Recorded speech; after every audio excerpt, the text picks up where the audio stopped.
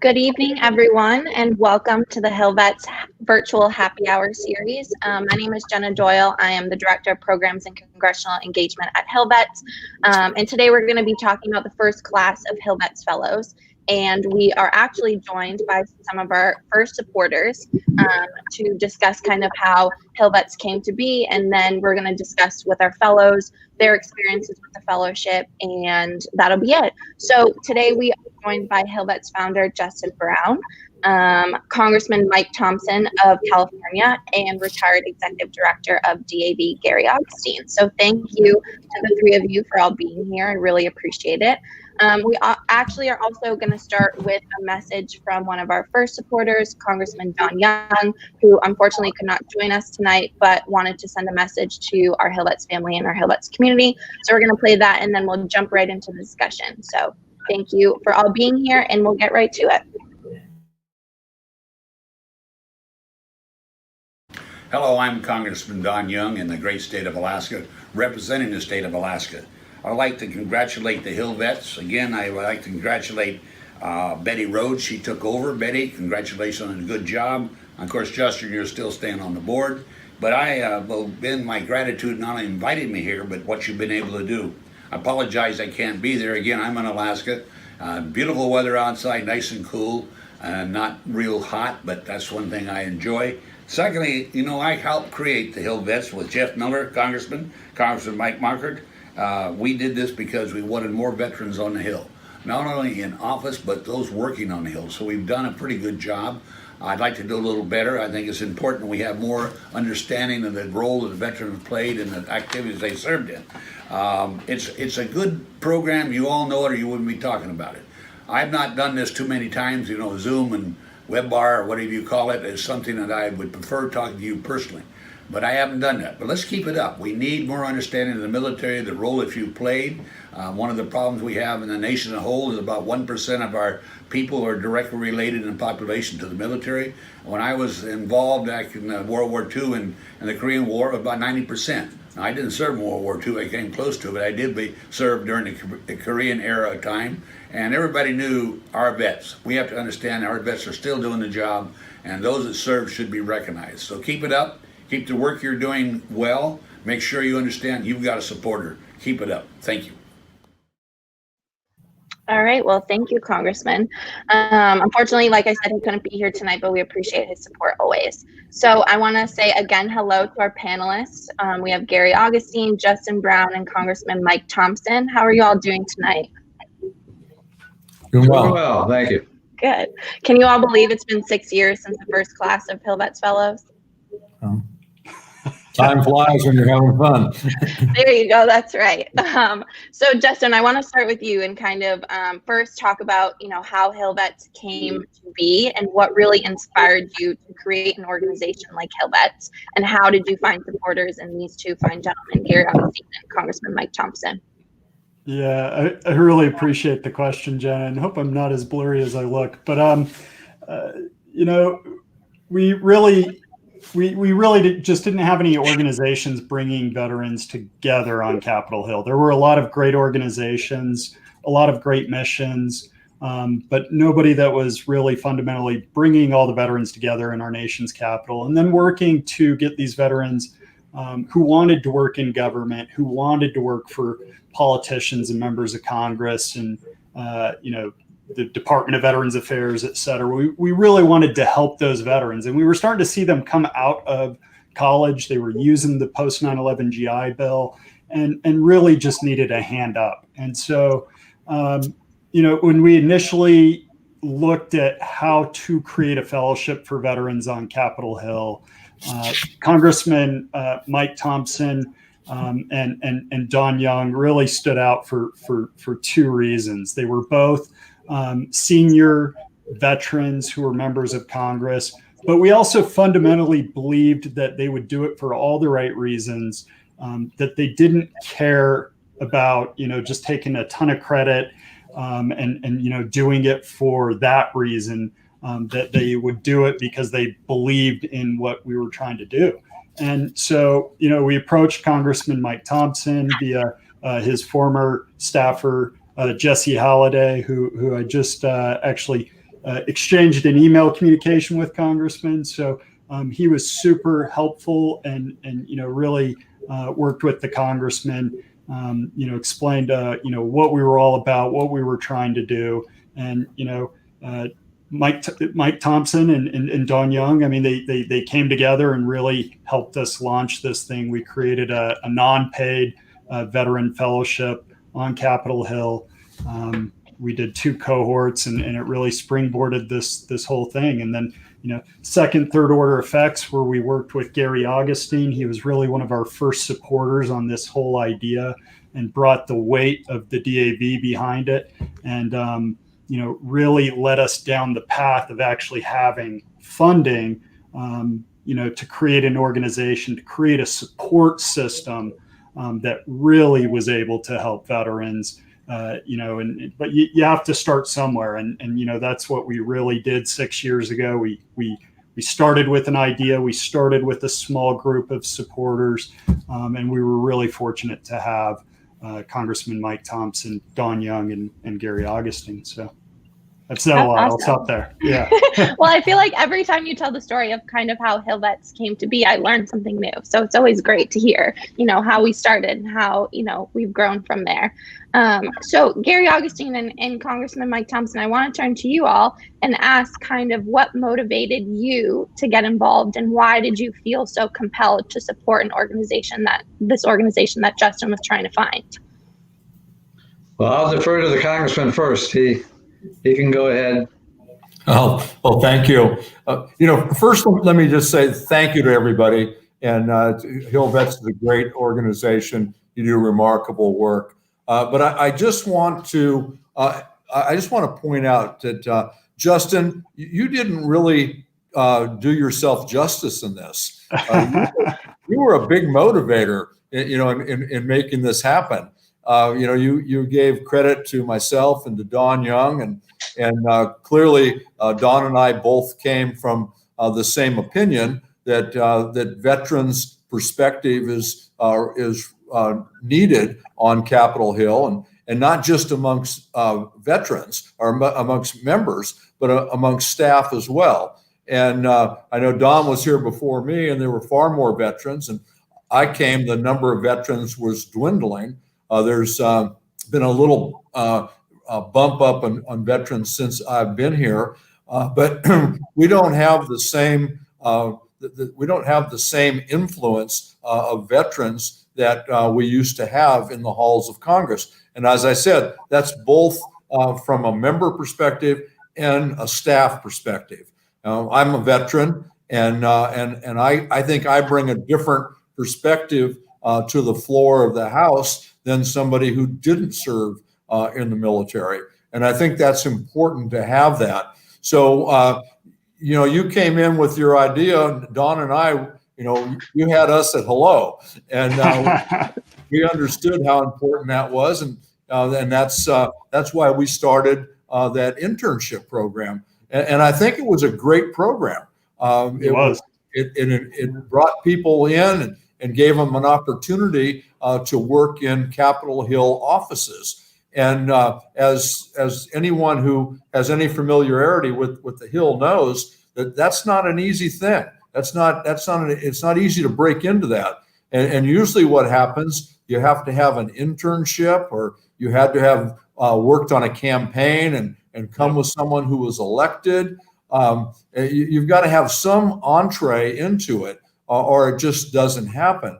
And we struggled. If you remember the first couple classes, veterans were here. They were kind of on their own, and it was obvious that they were at a disadvantage from 20-year-old college students who had the ability to come here as an intern and have a place, get provided a place to live and maybe a stipend. Veterans don't have that. Our veterans didn't have those same opportunities. So we needed to figure out some way to help give them the financial support they need. And so there's the whole ethics issue, how you go about doing that. You can't have campaign supporters, paying for people to come work in your office, and all of the very important and much needed protections that are put into place. And so when HillVets were able to facilitate all that, well, it was just a godsend. Not only did Congress get an opportunity to get a veteran's perspective, get an opportunity to work with bright, enthusiastic young veterans, but staff got a chance to work with them, and that it just kind of rubs off. When you have a veteran in the office, that veteran brings to the office many more experiences than someone who's maybe fresh out of college. Those life experiences are important, and they help establish priorities and values that maybe folks wouldn't otherwise be exposed to. So thank you for doing it. It's been a great program, and I wish we could double or triple the number. So thank you. Well, thank you for those kind words. So, Gary, what compelled you to be involved with HillVets? Because I'm sure you might have had a different perspective coming from DAV. Well, no, I think, Congressman, it is Justin's initiative. I had dealt with Justin when he was a staffer on the Hill, and we always had a good relationship. And he called me one day and said, "Can I come in and talk to you about something?" I said, "Sure." So he came in and he presented this idea to me, and don't kid yourself, Justin had this all planned out in his head right through from the beginning to the HillVets house. He talked about it all that first meeting that I had with him. And I said, this sounds kind of interesting.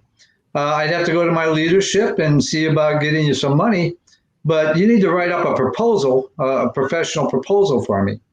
And he said, okay. And he left, and I think it was a couple days later, I had it in the mail, and it was very professionally done. And the only thing that we stipulated was the people we were going to support had to come into the DAV office one day a week so that they could learn about the Washington perspective from the advocate's view. So we taught them about the VSOs and about the veterans advocacy that we do. And it turned out to be a very encouraging and very positive experience for not only the fellows, but for my staff working with the fellows. We enjoyed talking to them, and then they took that knowledge back to the Hill when they worked up on the Hill as fellows on the Hill. So we thought this was a great way to expand our message. And if they did get jobs afterwards, for regular full-time jobs, they would have DAV perspective to take to the Hill with them. I think the first class, I think we did 4 sponsors, and it turned out to be great because not only did we engage with them that one day a week, I think I had a few of them over for Thanksgiving that year because they really didn't have any place to go. They were from out of town. They were staying at that time, I think, in a hotel or somewhere. Justin, where were we keeping them at that time? So our HillVets House 1 was at the Buchanan Apartments in Crystal. That's right. Yeah. So they were staying there. So we had them over for Thanksgiving at my house. They appreciated that. We took them to a couple of galas that they were able to participate in and got to meet the secretary of the VA and a couple other dignitaries at these galas. And we just really enjoyed our involvement. And then, the fact that they were going up and working on the Hill with DAV perspective was just icing on the cake. But Justin always had it in his head where he wanted this to go. And we continued to support every year fellows, and it just got better and better. And then when we were able to come and celebrate the opening of the HillVets house, that was really a tremendous accomplishment. And I think that Justin deserves a lot of credit for all that he worked very hard to make it happen, his dream happen. And I was just happy to be a small part of it. That's awesome. Well, we love being supported by DAV even to this day. So it's great to hear kind of how it came to be. So I want to see what your all's perspective is on the idea of HillVets being this unique opportunity. There are other fellowships on the Hill, but what makes HillVets stand out in comparison to all those, and what makes it different when we look at all the other opportunities for veterans and people to get involved in policy? Justin, what are your thoughts on that? To be honest, for me, it has always been about community. I think we've always worked really, really hard to keep HillVets. I mean, how many calls have Jetta, have you guys gotten now? Asking you to support XYZ legislation or bill, and we made a very conscious choice from the beginning to just stay out of all of the issues. We felt like there were a lot of great veteran groups doing great work. They were, weighing in on policy issues. And we thought that as an organization, that work was best left to the DAVs, the VFWs, and all of them, because it allowed us to really focus on building a community and putting veterans' needs and helping veterans come together, network, meet the right people, work with members of Congress like Congressman Thompson and Don Young and our various HillVets ambassadors, learn what they need to know to get their start on the Hill. And then as an organization, we wanted to figure out how can we help them continue progressing in their career. So I think what is unique about us is really that, frankly, nobody had done that before in that fashion. But in some ways, our secret sauce was staying out of the issues and letting other organizations do that. I think that allowed us to be in a neat place where we could, really, and we do this with the HillVets 100, where we literally bring almost every major VSO together. We have one incredible evening. We honor these 100 veterans from all across the country. We highlight the veterans that are doing great work in the veteran groups. We hire the great veterans that are members of Congress, that are artists, singers. So I think that focus and emphasis on community is really kind of what has made us unique. And we're bringing veterans together that are, on this side of the ideological spectrum, and then they're over here. The other ones are over here. And I think most of us are actually in here, if I'm honest. But, when you come to a HillVets event, you see those people, those veterans talking, and they're all, Marines first or soldiers first or sailors first. They're not talking generally about where they are on the political spectrum. But that next day or that next week, what we've seen is those staffers, those members of Congress have now kind of built a bridge that they can start to do work that is positive for our nation. And, I know Congressman Thompson, maybe you can speak to some of this, but I haven't been, I feel like I've been around Congress now. For most people would call me a very seasoned person, now that I've been doing this for like 15 years. But the Congress we have today, to me, is a very different Congress from the one that I came to in 2007 as a summer intern, just in terms of the number of veterans that were on the Hill. How, frankly, oftentimes when things got really rough, a lot of those veterans were the leaders in the room, that brought people together on the tough issues. And, but, I was an intern in 2007 too, so maybe I was naive in my judgment, but I think those are some of the unique characteristics, Jenna. Sorry for getting off on a tangent there. But, no, it's great. Congressman Thompson, do you have any thoughts on, what makes HillVets special? Well, everyone has mentioned the fact that we needed a veterans perspective. We needed to expose veterans to the process, not only for their benefit, but for the benefit of the institution. And I know when Justin talked to me about this originally, he had some numbers that I thought were really impressive. And he told me that fewer than 3% of Capitol Hill staff were veterans. And if you juxtapose that with other agencies, over half of DoD staff are veterans, a third of VA and Department of Transportation staffers are veterans, but the policy branch of government was really being shorted with only 3%. So it is just so critically important to have that valuable component within the policy side of the equation. And as Justin said, once this opened up, we had Marines, Air Force, Navy, everybody came in, and that's a good thing because, as we know, sadly, everybody can't be in the Army. So we need for everybody to come in and participate, and that's what HillVets did.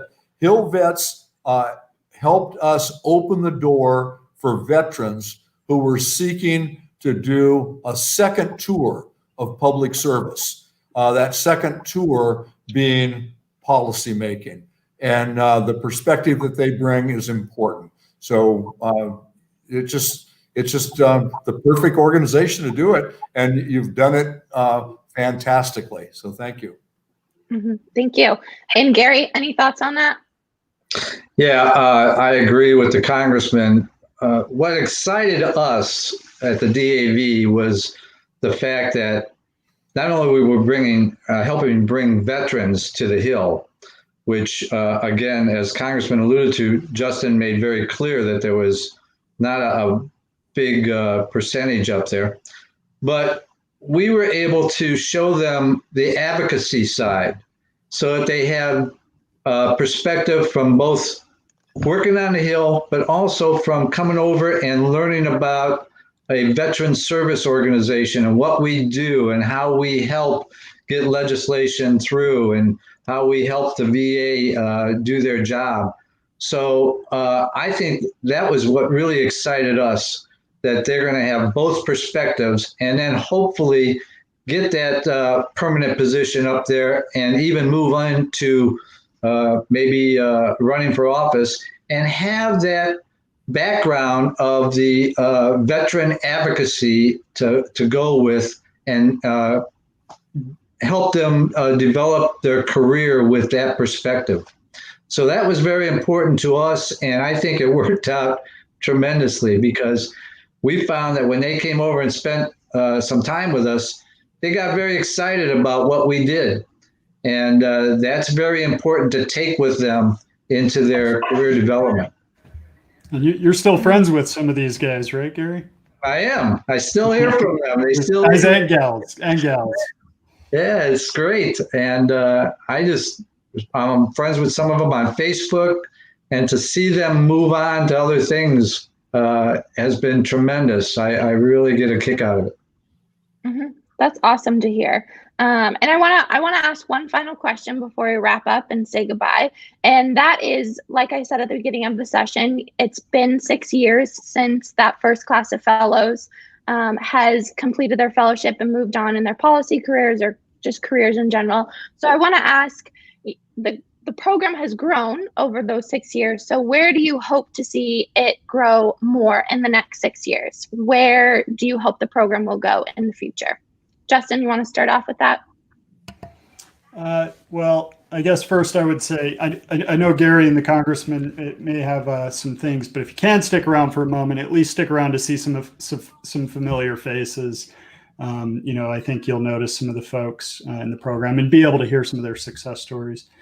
In another 6 years, I think, would like to continue to see the numbers move in the right direction in terms of more staff. I mean, there's more work to be done. I think, we generally have done our surveys to determine the staffing levels on Capitol Hill right before congressional elections. So we're like, 40 something days out right now. So, but my guess is that Congress is still probably one of the worst employers of American military veterans. With that said, what I've started to be really impressed with is that, and a lot of our fellows are moving into, key positions. We're starting to see more veterans in leadership roles on the Veterans Affairs Committee, the Armed Services Committees, as well as moving in just different directions, that are not necessarily focused on those two things. And so I've been very supportive of that as well. And so I think, in another 6 years, if we continue to do what we've been doing, if we continue to get the levels of support from Congress and folks like DAV and our sponsors, we can really continue to build this community, and it's going to go like this. And it's 6 years from now, we'll be 12 years out. I mean, I think we'll start to see some of our original folks become, junior to mid-level appointees, and then, probably another 5-ish years after that, hopefully we're starting to look at some senior level appointees and members of Congress that have come through our program. And, maybe someday soon, I know Abigail Gage and Chris Bennett are coming on. So maybe one of those two will be running for Secretary of VA. That would be good. Congressman, any thoughts on the future for HillVets? Well, sure. As Justin said, I'd like to see it grow. I'd like to see more people in the program. The more people in, the greater the benefit, the more opportunities are out there for folks. And one thing that Gary said I think was really important, and that's the exposure to the advocacy side of things. So often, people think that lobbyist is a 4-letter word. And I hear that in my district, generally from critics. But I explain to them, every imaginable community of interest in the United States of America is represented by a quote unquote lobbyist someplace. And disabled American veterans is probably a real good example to point to. And these are hardworking, dedicated individuals who understand the plight of disabled veterans. They understand the policy side, and they work to make the lives of disabled American veterans better. And when these fellows come in and see that, they take something else away. They take away a better understanding of the institution of representative government, something that we should all be working to enhance and to improve on. And every fellow that comes into work isn't going to stay, comes into this program isn't going to stay and be a staffer forever. They're not going to be an elected official, but they're going to have an experience that they can take with them no matter where they go. And it's an experience that provides a better understanding of government, and an experience they can share with their family members and their community colleagues, and explain why it is the institution of representative government is important, why it is we need to continue to improve on it, and how getting involved can do just that. So I'd like to see more people involved and more people taking their lesson here on the Hill, in the halls of Congress, back to wherever they're going to end up, be it a lobbyist for the DAV, a member of Congress, or go back to their job in their community and be better Americans. Mm-hmm. Thank you. And Gary, any final thoughts on the future of HillVets? I don't think I could say much better than the congressman did, but what I'd like to reflect on is my remembrance of the first HillVets 100. And then the last one I went to, the last one we were able to have, and how it has grown and the camaraderie that has developed amongst the fellows that have gone through the program and come back. And it's just amazing to watch that. I know it was one time Justin brought a bunch of them over to the DAV. We had a little impromptu cocktail hour after work, and they were just so excited to be with each other and talk to each other and say what they're doing and see each other again. And I saw that at the HillVets events every year, the HillVet 100 galas. and how that has grown and become such a fixture in the Washington, D.C. Environment. So I think that another 6 years, it's going to get a life of its own.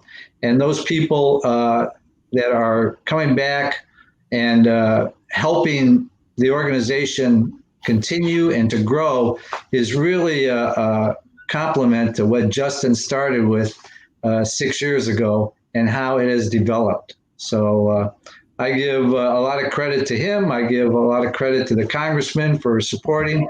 And I like to think that I had a little bit to do with it. And I feel very good about being a part of it.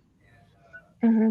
Well, thank you all so much. Before we say goodbye, we do want to play a HillVets House video that kind of explains exactly what HillVets House is today.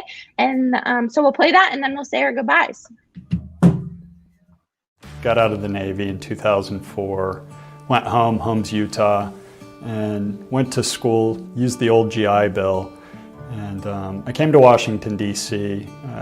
With a young family, didn't have a network, didn't have very good housing. And, you know, it's a tough city to get your start in. What really, I think, stuck with me was the fact that we continue to see veterans who are coming to Washington, D.C.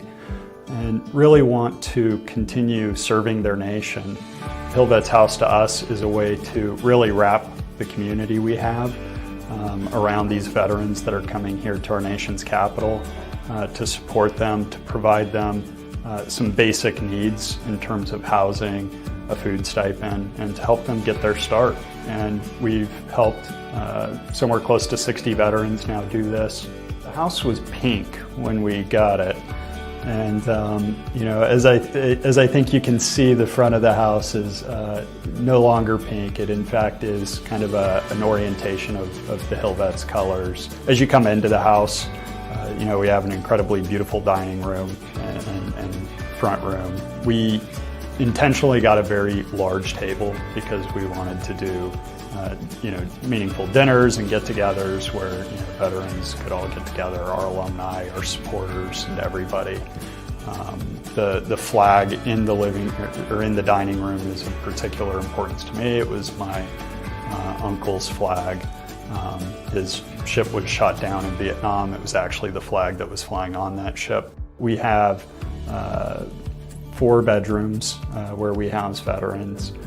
It also includes HillVets office space, and it also includes a large co-working space where veterans can come and use that space, use Wi-Fi, get coffee, whatever it is that they may need. It's important for people to know that veterans have a community here in our nation's capital, and that, you know, they can participate in a meaningful way if they want to. I think what we really do is foster a sense of trust amongst veterans who are moving into policy on both sides of the aisle.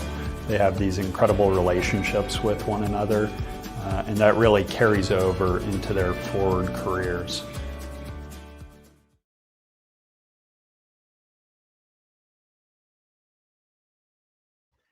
Okay, well, there you have it.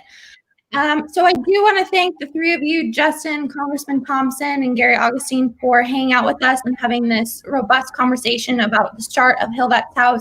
We're now going to bring in 3 of our first-class fellows. So the 3 of you are more than welcome to stick around for that. Other than that, you're free to go, and we appreciate you, and we were glad that you could join us tonight.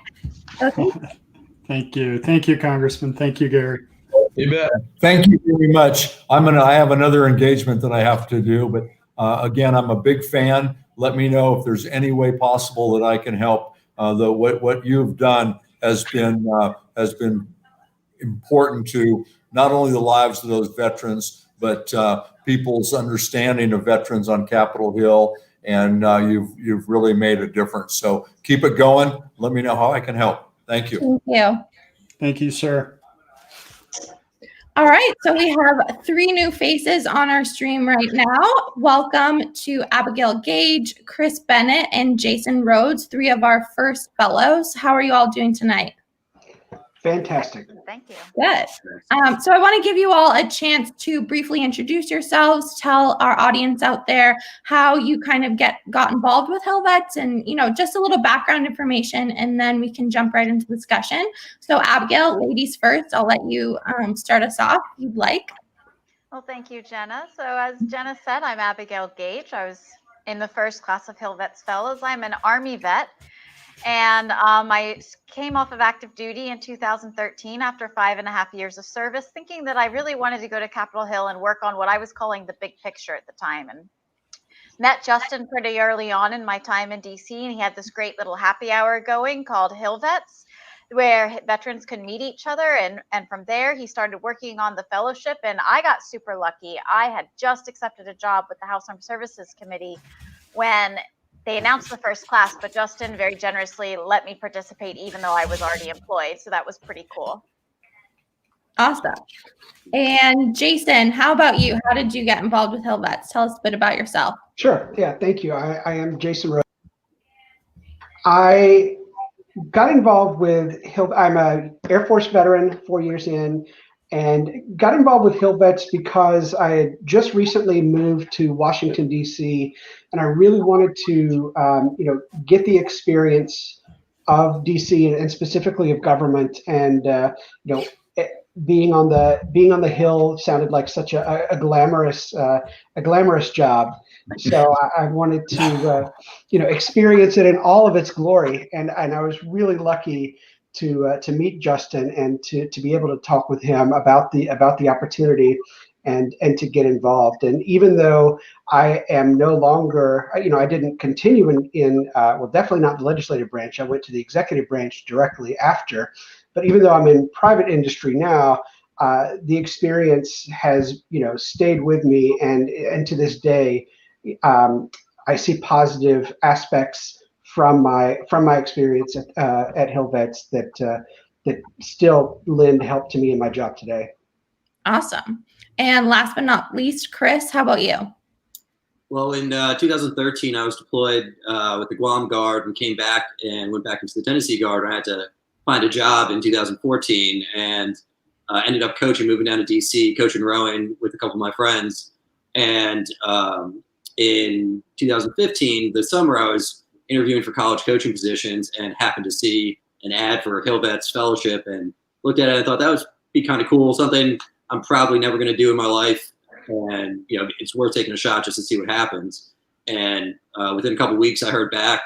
Justin asked me to come in for an interview and ended up getting offered a slot and looked at it, thought I'll do the fellowship and I'll sort of see what happens after that. I don't know if I want to stay on the Hill or not, but, it'll be 4 to 5 months of something totally different in my life, and ended up doing it and had a very interesting experience with Mr. Palazzo's office. Got to do some things I thought were really interesting and ended up deciding that I want to continue working on the Hill, and ended up getting a couple great opportunities from there. Awesome. So you all, I think, took different paths. So it's really cool to see that you started off in a similar position and it, helped you get to where you are today. So can you each kind of tell us a little bit about your actual fellowship experience? So for those of you who don't know, as a fellow with the HillVets program, you are placed in a congressional office, either on the Senate or House side. It's a temporary placement while you find full-time employment. So can you all talk about what that experience in the office was specifically like? What types of things were you doing? Maybe what types of things were you able to learn? If there was also something that kind of, surprised you that you weren't expecting to experience or to learn. Can you talk a little bit about that? Abigail, we can circle back to you to start.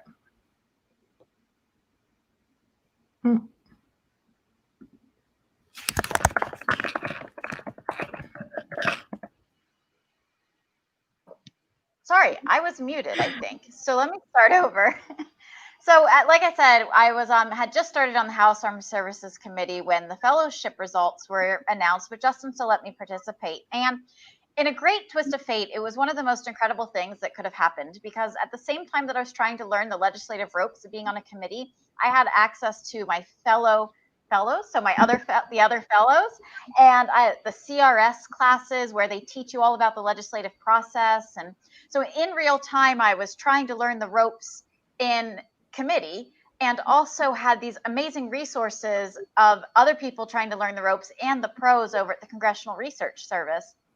So for me, that was the biggest standout. Like overnight, I was becoming an expert on legislative process and what different terms meant and what different timelines were. Like if before the fellowship started, no way I could have told you what a conference was on the Hill. But like by the end of it, I was a pro, right? And so that was one of the things that stood out. And then you said what really surprised you the most? It was actually in a CRS class where I learned that witnesses having to provide their own statements, like print out their own statements, was like a controversial thing. Like some people felt that witnesses had to like pay for their own paper, and some people felt that committees should be paying for the paper it was printed on. And I like actually sat in a CRS class and watched people get into a pretty heated debate on that. And for people who haven't worked on Capitol Hill, that probably doesn't make a ton of sense, but for people who do, you definitely understand why that surprised me and why it was so interesting. I love the detail in that response, Abigail. And Chris, what about you? Tell us a little bit more about your fellowship experience. Yeah, so a week after I interviewed for the fellowship, they asked me to come back in and interview with an office that was interested in me, and it happened to be Mr. Palazzo of Southern Mississippi, and interviewed with their legislative director, and they offered to bring me on as a fellow, and it ended up working out really well. They had a small DC office, which meant that they needed help and staff, and every congressional office loves additional labor that they don't have to pay for. So I ended up being able to get a lot of responsibility. I was doing everything from answering the phones with the intern to deciding if, writing memos on if we should co-sponsor bills or not. And got to cover everything from the Intelligence Committee to the VA Committee and Armed Services and everything like that, Homeland Security. And with that, I got to take meetings and meet with the BSOs and advocates and everything like that. And it was super interesting. And I think the timeline I was there was fall of 2015, right as Speaker Boehner's tenure was kind of coming to an end. And being able to watch that process, and I distinctly remember we had the TV on, there'd be a news report about a member meeting, what's going to happen to Speaker Boehner, this and that, blah, blah, blah. And Mr. Palazzo would come back in, and he would see what was being said on the TV about what was being said in the meeting. He was like, that's not what happened. They said this. And it was just interesting watching it all play out and the spin on the different stations, and everybody's jockeying for different angles and what was getting leaked and what wasn't. It was definitely an interesting experience, having never worked on the Hill before. Yeah, that sounds awesome. And Jason, what was your fellowship experience like? Well, it was great. So I was placed with Congresswoman Kirkpatrick from Arizona, who actually was on the House Veterans Affairs Committee. So I got to participate in some committee meetings, which was fantastic, and got to do some work related to veterans, in the office. But it wasn't just limited to that. I also got to do, work on some of her other issues like rural telecommunications. Took quite a few meetings with lobbyists and advocates, and that was very eye-opening. I will absolutely second Abigail's liking of the classes that we took. They were like so informative and so helpful. I think that the most important or most interesting thing that I did not expect learning in those classes was, and now that I look back, I'm like, why didn't I think this was common sense? But it was that when witnesses are testifying in front of Congress, that they are pretty much bound to whatever the line is that they've been given by their superiors, and they're not really there speaking freely as you might think if you didn't have any idea and just turned on C-SPAN. You might think that Congress people are asking you your opinion and you're giving your opinion, but that's not really how it works. I will say too that I thought it was really interesting that I did learn a ton of facts for sure, but I think that more important than the facts were just the soft skills and the way that things work in Congress and the way that the branches interact with each other. Those were some lessons that I don't think you can really adequately get from a book. You have to see it live in person. So I thought it was a fantastic opportunity to see that. that is a great segue to the next question that I was going to ask y'all is what types of skills, most memorable, or a skill that you utilized in your fellowship and you learned and developed, and then it has taken you across all facets of your career after the fellowship. If you could pick one, or just what skills basically were you able to develop that have helped to your success? Abigail, you want to start again? Happily. So I'm going to break this into two different lanes. The first is going to be process. No matter where you go later in life, as long as it has anything to do with the government, understanding the congressional lawmaking process is invaluable. But on top of that, there's also the softer skills of getting really smart really fast on things. In fact, that's the number one skill I use today. I'm a program examiner as a presidential management fellow at the Office of Management and Budget. That can be roughly explained as being the executive branch's version of congressional oversight, executive oversight. The big difference is that for every one of me, there's 10 to 20 congressional staffers. So for the team that I'm on is about 30 people, and we represent the oversight area that 6 different committees, sometimes 8 on Capitol Hill oversee. So there's a lot of times where the big boss will come down and be like, hey, I need you to research topic X, and I need a brief on it in 2 hours. And I'm so thankful that I had all those experiences on Capitol Hill as a research assistant on House Armed Services, where I had to get smart really fast on things, because now I've got that tool set in my kit. And I would say that goes for anyone who serves on Capitol Hill as a staffer. You spend a lot of time getting really smart on things really quick, dropping it, moving on to the next thing, getting smart again, then going back and getting even smarter on the other subject. So that was, to me, the most valuable. Awesome. And Chris, what about you? I think dealing with constituents and just dealing with people who might be very fired up when they call in, because nobody calls in when they're happy or when everything's just fine. That people are calling in because they're upset about something, or they saw something and they want to let their voice be heard. And so it's a good skill to be able to interact with people and get to the root of the problem, because oftentimes what they start the call with is not necessarily the issue that they want to talk about, and working with them to get that. And I think what Abigail said was very true also, of members are very busy, staff are very busy. There's never enough people to help out or to carry different issues. And as an LA or a fellow, you might be covering 4 or 5 different committees, several different issues, and being able to distill information down from a 30-page paper I could write to 2 pages that the boss might read the first 2 paragraphs of before walking into the hearing. What is the most important thing, and how can I highlight it for them? Mm-hmm. Great. And Jason, any other additional skills you'd like to mention? It's really hard going last when everyone takes your ideas.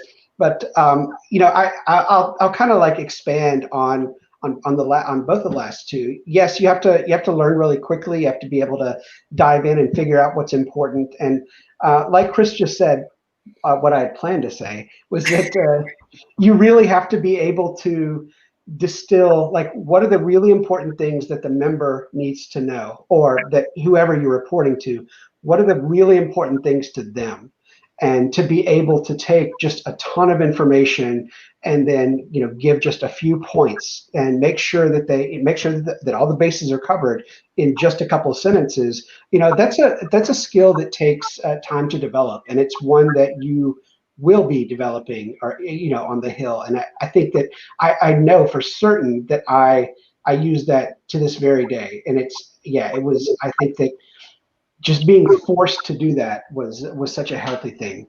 Mm-hmm. Great. So we still have Justin and Gary over here. So I want to turn to them momentarily, so you all, are interacting with each other. But Justin and Gary, what is it like to hear kind of what these, they went through the fellowship program, these 3 individuals? What is it like hearing about their experiences and how they've taken it into their current roles and their current careers? Justin, you want to start off? Now you're on mute. Now you're on mute. There we go. First I'd just say it's very humbling, but over this 6 years, I mean, I've stayed in touch with Chris and Abigail and Jason. And so, I've been able to watch them, take on more and more responsibility and really grow as humans and as professionals and as, personal people too. And so, it's what I really love about the organization is it's been really neat to watch, so many people who've become involved, so many veterans who've gotten engaged and come together and be able to meet folks like, a Gary Augustine. I mean, you could have come to our happy hour, and I know Gary met some of these people, and we had veterans who it was their very first night out in Washington D.C. and they're like, I'm a Marine, but I don't know anything, which, I guess you can enter the joke there, but,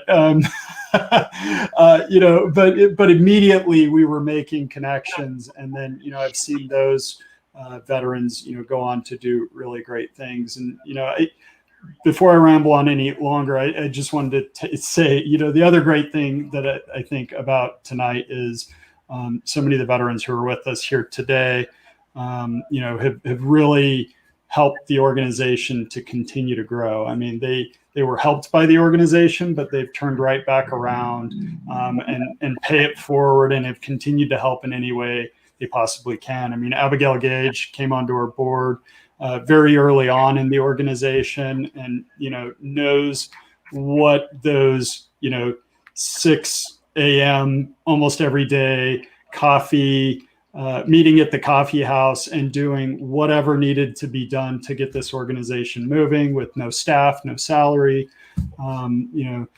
Jason Rhodes has stayed super involved with the organization, and his wife became very involved with the organization and was one of the first people we thought of to become our very first post-me executive director. And, of course, Chris Bennett has stayed super involved in the organization as well. And, we just continue to see the veterans that, are involved in this community come back, pay it forward, turn around, help however they can. And really that's what we're all about. So I'm just really excited for all of these veterans for everything they continue to do. And, they're going to continue impressing certainly me and everyone else as well. Great. Gary, any additional comments or thoughts on that looking back? I've been a veterans advocate for 30 years plus, and it's always a great feeling to see an organization like HillVets that can help veterans get established and started on a career path and have the experiences in Washington. Not a lot of people understand what goes on in Washington. They don't have the experience of sitting in a congressional hearing and meeting the kind of people that come there and testify and what goes on behind the scenes to make it all happen. So to me, to watch how this all came about from Justin's first idea and grow, and the HillVets galas, and how it's people coming back and being a part of it, and being so proud. It's almost like how we felt about the military, right? You're proud to be a Army vet, a Marine, Air Force, whatever. Proud to be HillVets, and that's you can't say much more than that. That's a great accomplishment. That's great. Thank you. So I'll open this last question up to all 5 of you, and that is for those watching who may be interested in applying to the fellowship, maybe looking to get involved in policy in one way or another. What advice, looking back on your experience and your involvement with the organization, what advice do you have for those individuals, whether they're veterans, a military spouse, a surviving child? What could you tell them about your experience that would help them in the future? These guys all did, the non-paid, non-housed internship before that was a possibility. So I think I can speak on behalf of all of them and saying, do the fellowship now and not then. Good point. Jason, I'll let you go first, and to be fair. Oh, thank you. No. I think that I would jump at the opportunity if I had to do it again. absolutely. It was something that I maybe went in thinking that I was going to, gain a lot of facts, which I did. But I think more, as has already been said, I think more importantly were the institutional knowledge and the soft skills that you get out of a fellowship like this.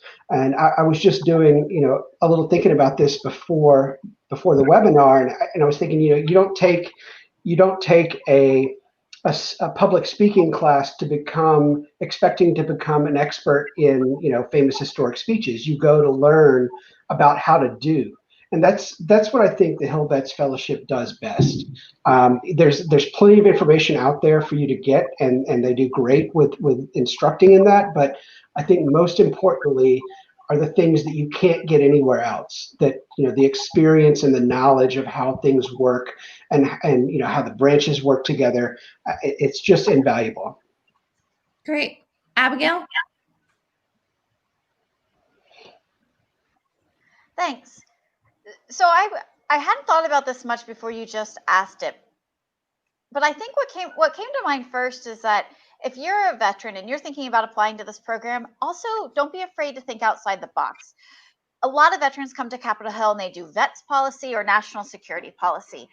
But the whole spectrum of national issues are open to you when you come to Capitol Hill. Nobody hired Captain Abigail Gage for her deep expertise of the DoD to be on the House Armed Services Committee. I was hired to be a research assistant because I had a leadership record that showed I could lead peers and that I knew how to do hard work in a short period of time.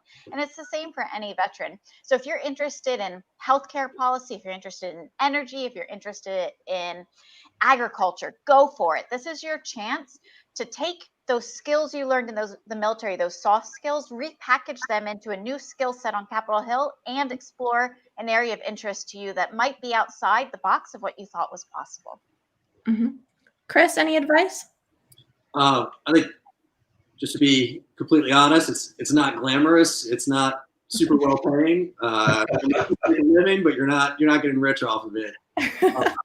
But on the other hand, like, you do get to have you can have an impact, and a bigger impact than a lot of other people. I mean, when I was going through HillVets, I was very much in transition, not sure what I want to do, what I want to spend my time on, and everything like that. And now I'm literally writing the law on DoD transition.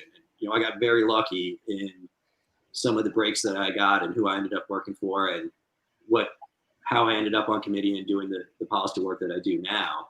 But along the way, you're going to take a lot of losses. You're going to apply for a lot of the jobs. You're not going to hear back. You're going to email people to get coffee and not hear back from them. And to be honest, sometimes I'm that guy who gets the email and I forget to respond. And all you got to do is just keep pinging them back, keep going for that next job interview, keep going to the coffees and to meet people, because it does take a while. But the way I ended up getting my first paying job on Capitol Hill was one of the offices that I was working with when I was working in Mr. Palazzo's office happened to have an opening come up, and they knew me, they had worked with me, and they had seen the type of energy and products I could produce in the role.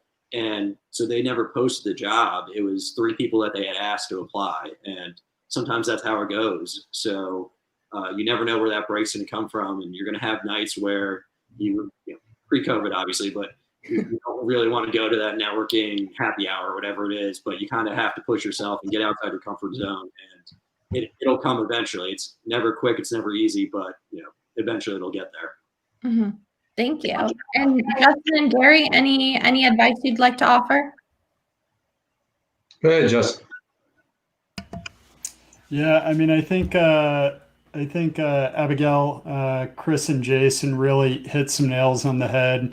It's not easy. It's not easy, and it wasn't easy, especially for the veterans that are here with us today. It wasn't easy for me. The veterans who are with us here today were really some of the pioneers of the fellowship program. So they really, again, that's why I was joking. If you do the fellowship now, it's you got this beautiful house and a whole community. I mean, I think HillVets has come a long way in terms of really building some positive connections and offering some resources to help veterans. But that doesn't mean that it's going to be easy. And I think most of the veterans that do well in this type of work are actually in some ways hopefully attracted to that. Washington, D.C. is competitive, right? I mean, it is an influential place. But if you do well, you can really push significant change and highlight why the things you care about matter, why our country, our nation should do things maybe differently or see issues differently. And so, in that sense, the stakes are also high.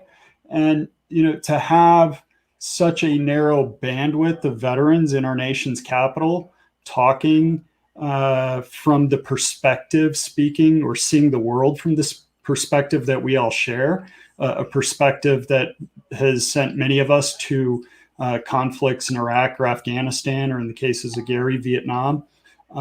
Those perspectives matter. And our nation spends more money dealing with issues related to our military, foreign affairs, veterans affairs, than collectively than any other issue. And so, when you get to Capitol Hill and you see that there is, such a small number of people who have that perspective, I think it really gives you added value in terms of the overall situation. So, not easy, definitely not easy. It's hard work. But I think, at least in terms of my own story, I came to DC, I knew no one. I really struggled to find somewhere to stay. I really struggled to meet the right people and make connections. And I'd do it all over again. I'd do it in a heartbeat. It changed my life in a lot of ways. So.